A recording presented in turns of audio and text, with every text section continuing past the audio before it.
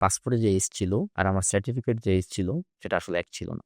আমার খুব স্পষ্ট মনে আছে যে আমি যখন বাংলাদেশের ইমিগ্রেশনে দাঁড়াই তখন একজন মহিলা আমাকে ধরে পাসপোর্ট দেখে, বাবা এদিকে আসলাম, তোমার বয়স কি 24 বছর? হঠাৎ করে যদি কেউ কোশ্চেন করে যে নার্ভাস। নার্ভাস, যে আসলে তো আমি জিনিসটা জানি যে ভুল হয়েছে, কারণ আমি যখন বাংলাদেশ ত্যাগ করি তখন আমার একটা ভেনেজুয়েলা কোম্পানির ভিসা ছিল যে আমি একটা সেলসম্যান হিসেবে যাচ্ছি। কিভাবে আন্ডার 18 এর একটা ছেলে ভেনেজুয়েলা এবং ভেনেজুয়েলা জব যাবে, করতে যাচ্ছে। জব করতে যাবে? অবভিয়াসলি এখানে একটা রিজন আছে। দেন আমি ডিরেক্টলি ওনাকে বলছি যে ফ্যামিলিকে সাহায্য করার জন্য বা ভালো ভবিষ্যতের জন্য দেশের বাইরে যাচ্ছি।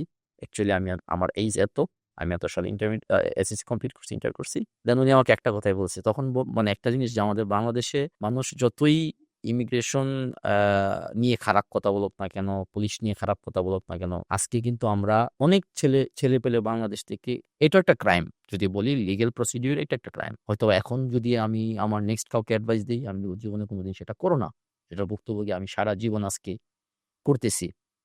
তখন সে আমাকে বলল, চুপচাপ কোনো কথা না বলে চলে যাও। বাহ! মানে আমি তখন ওই মুহূর্তটা আমার জন্য যে ভয়ে ছিলাম যে জানতেছি একটা ক্রাইম করছি, তারপর আমার দেশ বা আমার আহ, পরিবারের জন্য। পরিবারের জন্য করছি, এবং বাংলাদেশের যে ইমিগ্রেশন পিপল তারা আমাকে হেল্প করছে।